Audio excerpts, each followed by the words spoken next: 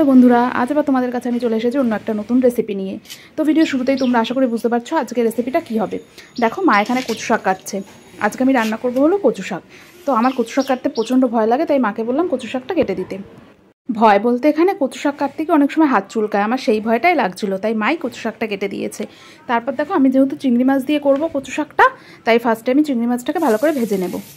কচু শাক খেতে কিন্তু আমার ভালোই লাগে, কিন্তু এই কাটা বাছা এগুলো ঝামেলার জন্য না তেমন একটা খাওয়া হয় না। ওই বাড়িতেও মাঝে মাঝে খাওয়া হয়, যদি ওই শাশুড়ি মা এনে কেটে কুটে বেছে দেয় তাহলেই খাওয়া হয়, না হলে আমি অতটা গরজ করি না। কচু শাকটা সেদ্ধ করে জল ঝরিয়ে নেওয়ার পর এবার আমি চিংড়ি মাছটা ভেজে নেব। চিংড়ি মাছটা ভাজার সময় আমি একটু হালকা লবণ আর হলুদ দিয়ে দিয়েছি, যাতে কালারটা একটু সুন্দর হয়। মাছটাকে ভেজে এবার আমি একটা বাটিতে তুলে নেব। এবারে কড়াইতে দিয়ে দেবো হলো তেল, তারপরে ফোড়ন হিসেবে দিয়ে দেবো হলো শুকনো লঙ্কা আর তেজপাতা। তারপরে এটা যখন একটু পোড়া পোড়া হয়ে আসবে, এর ভিতরে আমি দিয়ে দেবো হলো পেঁয়াজ কুচি। পেঁয়াজটা হালকা ভেজে নিয়ে এর ভিতরে আমি দিয়ে দেবো হলো রসুন কুচি। এই রসুনটা দেওয়ার জন্য ফ্লেভারটাও সুন্দর হবে আর খেতেও কিন্তু টেস্ট হবে। তারপর দেখো, ভালো করে এটাকে ভেজে নেব। এখানে কি তোমরা একটা জিনিস খেয়াল করেছো? দেখো, এখানে আমি খুন্তিটা চেঞ্জ করে নিয়েছি।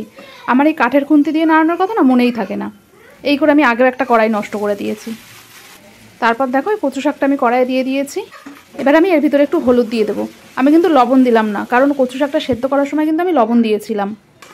এবার একটু লঙ্কা দিয়ে দেবো, যেহেতু কচু শাক বেশি করে লঙ্কা দিতে হবে, না হলে কিন্তু একটা গলা চুলকানোর ভয় থাকে। এরপর আমি এর ভিতরে দিয়ে দেবো হলো ভেজে রাখা চিংড়ি মাছটা, আর দিয়ে দেবো হলো বাদাম গুঁড়ো করে রেখেছিলাম সেটা। প্রথমে আমি ভাবছিলাম যে ছোলা দিয়ে রান্না করবো কচু শাকটা, কিন্তু ছোলাটা যেহেতু আগের থেকে ভেজানো হয়নি, ওই জন্য আর এর ভিতর ছোলাটা দেওয়া হলো না। পরে আর একদিন ছোলা দিয়ে রান্না করে দেখাবো। গ্যাসটাকে লো ফ্লেমে দিয়ে কিছুক্ষণ বাদে বাদে কচু শাকটা নাড়াতে হবে, যাতে এর ভিতরে জলটা তাড়াতাড়ি টেনে যায়। এই কচু শাক করতে কিন্তু অনেকটা টাইম লেগে যায়। কিছুক্ষণ বাদে বাদে আমি কচু শাকটা নাড়িয়ে নেব। দেখো, জল প্রায় টেনে এসেছে আর কচু শাকটাও প্রায় হয়ে এসেছে। একটু হালকা দাগও লেগে গেছে।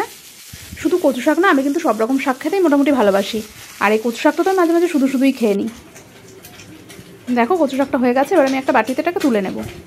আমার তো চিংড়ি মাছ দিয়ে কচু শাকের রেসিপি রেডি। তোমরা কীভাবে কচু শাক রান্না করো অবশ্যই কমেন্টসে জানিও। আর আমার এই রেসিপিটা ভালো লাগলে অবশ্যই একটা লাইক করে দিও, আর অন্যান্য আরও রেসিপি দেখতে চাইলে অবশ্যই তোমরা চ্যানেলটাকে সাবস্ক্রাইব করে দিও।